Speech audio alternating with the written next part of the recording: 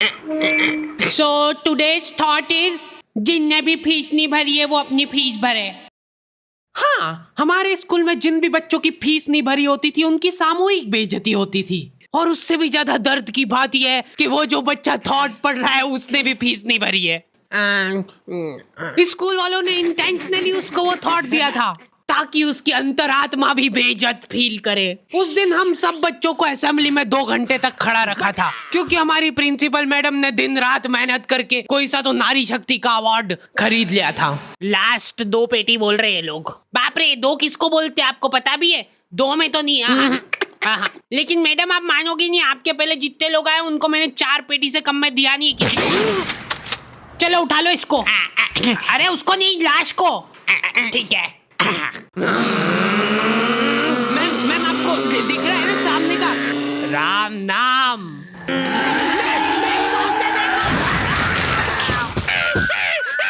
उस दिन हमारे स्कूल में अवार्ड के सेलिब्रेशन के लिए अलग तैयारियां चल रही थी। तो और मतलब पढ़ाई लिखाई कैसी चल रही है अपने फिर? हैं कुछ हेल्प वगैरह लगेगी क्या? अरे मैम का स्केच। हाँ, हार्डी को बोला तो था। मैं स्कूल में स्केचेस का धंधा करता था, 100 रुपए प्रति स्केच और लड़कियों का फ्री में। मैंने एक बार चमेली का स्केच बनाया था। उसने बनाने का बोला नहीं था, मैं खुद से बना के ले गया था। वो देख के वो एकदम इम्प्रेस हो गई और उसने जाके अपने बंदे को दिखा दिया। ये देखो हार्डी ने बनाया, कितना अच्छा बनाया यार, हूबहू लग रही हूँ मैं एकदम। उसका बंदा राजेश और उसके साथ 2-4 लौंडे लपाड़े और। बहुत स्केच बनाना आ रहा है देखो आजकल, हमारा भी बना दे कभी। अरे भाई पर हुआ क्या?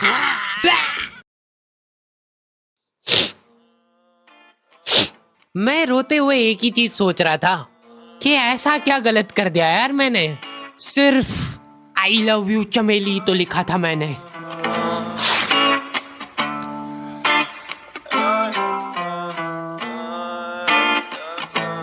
नाम तेरा है ही क्या मुझको तो खबर नहीं, गलतियां ये सारी उन रातों की है। जिंदगी तो चल रही मैं मगर थमा हुआ, शायरी ये सारी मेरी बातों की है। नाम तेरा है ही क्या मुझको तो खबर नहीं, गलतियां ये सारी उन रातों की है। जिंदगी तो चल रही मैं मगर थमा हुआ, शायरी ये सारी मेरी बातों की है। ये क्या बना के लाए हो? मिट्टू लग रहा है एकदम। निकलो। ड्राइंग वाली मैडम ने मेरे को प्रिंसिपल मैडम का स्केच बनाने का बोला था और मैं अपनी जिंदगी का सबसे वाहियात स्केच बना के ले गया क्योंकि फ्री में बनवा रहे थे मेरे से। मैम अब फ्री में तो ऐसा ही मिले। असेंबली ग्राउंड में सारे कैदियों को हाइट वाइज खड़ा करा जाता था और जो भी बच्चा प्रेयर के बीच में आंखें खोलता था या हिलाडुली करता था, पसीना पोंछ रहा था वो बेचारा। प्रेयर खत्म होने के बाद हमारे आसपास लाशें पड़ी होती थी। असेंबली से क्लास तक का फासला बहुत कठिन होता था कुछ बच्चों के लिए। ओए रोक इधर, तेल क्यों नहीं डाला? सर वो मेरे घर पे जो कोई भी तेल लगा के नहीं आता था उसको घसीट के काल कोठरी में फेंक देते थे लोग और वहीं पे 25 लीटर वाली सोयाबीन तेल की केन उसके ऊपर ढोल देते थे। सर मैं कल डाल के। बेचारे बच्चे फिर भी जैसे तैसे अपने क्लासरूम तक पहुंच रहे हैं और वहां पे टीचर के आते पता ही नहीं है। उनकी अलग मीटिंगें चल रही है ऑफिस में। अच्छा चलो बताओ कि अपन इन बच्चों को और किस तरीके से लूट सकते हैं। मेरे पास एक आइडिया है। देखो अपन क्या है कि एक प्रोजेक्टर लगवाते हैं एक ही क्लास में।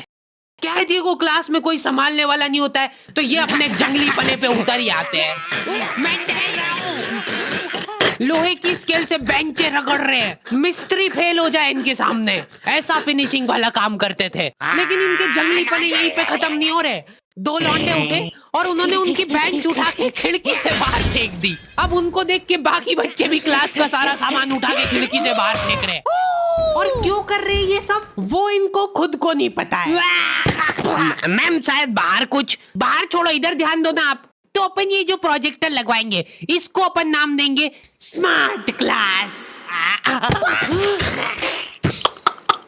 और उसकी अपन लेंगे अलग से फीस। ठीक है, पर कभी किसी बच्चे ने नहीं दी तो? अरे भूषण जी, फीस पेरेंट्स देते हैं, बच्चे नहीं। 1 हफ्ते में 1 पीरियड लगता था स्मार्ट क्लास का, जो बच्चों को स्मार्ट बनाने के लिए काफी था। पॉपकॉर्न लाया था ना तू आज? खोल टिफिन। मूवी चलेगी अभी मूवी। ये लोग ऐसे बैठे कि अभी लड़की आके मुजरा करेगी इनके सामने। जिन भी बच्चों ने वो एक्स्ट्रा फीस नहीं भरी होती थी उनको वो 1 पीरियड के लिए क्लास के बाहर जाना पड़ता था।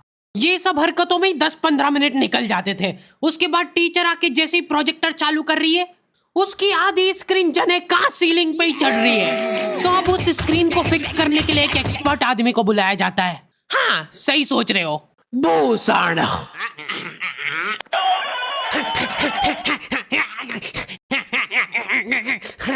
जो बेंच पे चढ़ के उस स्क्रीन को सेट करता है। यस। और जैसे ही प्रोजेक्टर चालू होता था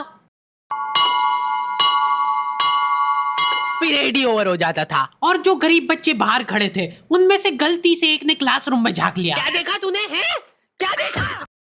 मैम कुछ नहीं, बस एक लाइट जलती हुई दिख रही थी मेरे को।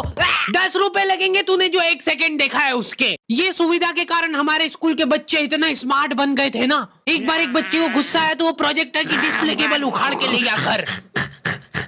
और अफसोस उस दिन के बाद कोई भी बच्चा स्मार्ट नहीं बन पाया। मैम जल्दी चलो ऊपर एक केस हो गया। हमारे स्कूल में आए दिन कुछ न कुछ केस होते रहते थे, लेकिन ये केस थोड़ा पेचीदा था। हमारी क्लास के किसी बच्चे ने लव लेटर लिखा था चमेली को और वो लग गया टीचर के हाथ। तो ये अब केस बन चुका है पूरे स्कूल का। सारे टीचर लोग अपने काम धाम छोड़ के उस मुजरिम को पकड़ने में लग गए। जो टीचर लीव लेके छुट्टी मनाने गए थे वो आधे रास्ते से पलट के आ गए थे। ये सर आ गए। बेटा सही सही बता दो किसने लिखा है। अब ये 10-15 टीचर लोग आपस में डिस्कशन कर रहे हैं। सर आपने लिखा है तो बता दो, अपन बात दबा देंगे। फिर इन्होंने एक और एक्सपर्ट टीचर को बुलाया। बेटा सुन लो, मैं शक्ल देख के बता देती हूँ एक बार में कि कौन है मुजरिम। तुम बाहर जाओ। हाँ तुम भी बाहर जाओ। तुम भी। क्लास में सिर्फ 4 लड़के बचे जिनमें से एक मैं हूँ। बाकी सभी बच्चे इसके शक के दायरे में थे। उन सभी बच्चों को काल कोठरी में ले जाके टॉर्चर किया जा रहा था। बोल दे बेटा क्यों लिखा है। इधर मैडमों को अलग चीजों की टेंशन हो रही थी। इसने चमेली में मात्रा तक गलत लगाई है। अरे रुको, इसका बाप भी बोलेगा सच। बोल दे बेटा क्यों लिखा था। बस हाँ बोल, तूने लिखा था। बोल। सर हाँ सर मैंने हाँ नहीं लिखा। सर हमने नहीं लिखा। चुप। बोल सच बोल। अभी भी मौका है, बोल दे। बोल दे कि तूने लिखा सर। मरना ही आज मतलब तुमको। मुंह खोल। ऐसे तो ये कसई मार डालेगा सारे बच्चों को। साइड करो इसको, मैं जा रही हूँ। अरे मैम सबने सच बोल दिया है, इन सभी ने मिल के लिखा है। हाँ sir, very good very good. चलो अब साइड हो जाओ। ये क्या, किसने मारा मेरे बच्चों को? पानी पियो बेटा, लो पानी पियो। लेकिन उसके पहले मेरे को बताओ कि तुम में से किसी ने लिखा है या नहीं। इधर इनकी क्लास में अलग इन्वेस्टिगेशन चल रही थी। बेटा देखो, अगर तुमको आपस में भी किसी पे शक हो तो तुम लोग बता सकते हो खुल के, किसी से डरने की कोई जरूरत नहीं है। इतने में राजेश उठ के बोल रहा है, मैम मेरे को हार्डी पे शक है। तो पहले क्यों नहीं बताया? उसके बाद ये लोग मेरे को ही पकड़ के ले गए। अभी देखो मेरी शक्ल पता है थोड़ी सी ऐसी भोली टाइप है, तो मेरे को बचपन से ही उस चीज का एडवांटेज मिला है। जैसे किसी बच्चे से लड़ाई हो गई, सर इसने ही मारा है मेरे बच्चे को। नहीं ये नहीं मार सकता यार, इसको जरूर किसी ने फंसाया है। कुछ भी बोलो यार, लेकिन मेरे को नहीं लग रहा यार कि ये हो सकता है मुजरिम।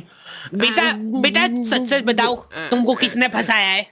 बेटा देखो, अगर किसी ने तुमको फंसाया है तो उसका नाम बताओ। डरो मत, घबरा मत, सिर्फ नाम बताओ। हाँ बेटा, डरने की बिल्कुल बात नहीं है।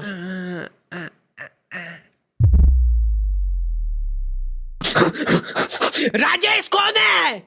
सर मैं। बस उसी दिन राजेश मेरे को आखिरी बार दिखा था,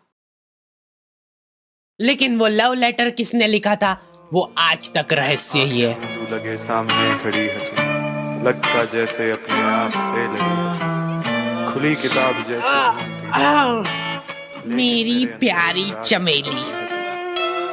नाम तेरा है क्या मुझको तो खबर नहीं, गलतियां ये सारी। ओके, तो दी एंड हो चुका है। और आई नो वीडियो बहुत लेट है, क्योंकि हमारे पास काम करने वाले लड़के लड़कियों की कमी है, इसलिए वी आर हायरिंग। तो अगर तुम में से कोई भी इंटरेस्टेड है और हमारे काम में कहीं भी कंट्रीब्यूट कर सकता है तो तुम अप्लाई कर सकते हो। सारी डिटेल्स तुम लोगों को डिस्क्रिप्शन वगैरह में मिल जाएगी। और प्लीज कोई भी ऐसे मेल्स मत भेजना जिसको पढ़ के हमारा वीडियो बनाने से मन ही उड़ जाए।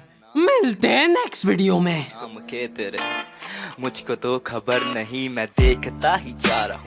मुझको तो सबर नहीं, कबर में ही लेके जा रहा सारी बातें तेरी। बादल रहते चुप, अब वो रहे बरस नहीं, तरसते मेरे ख्वाब।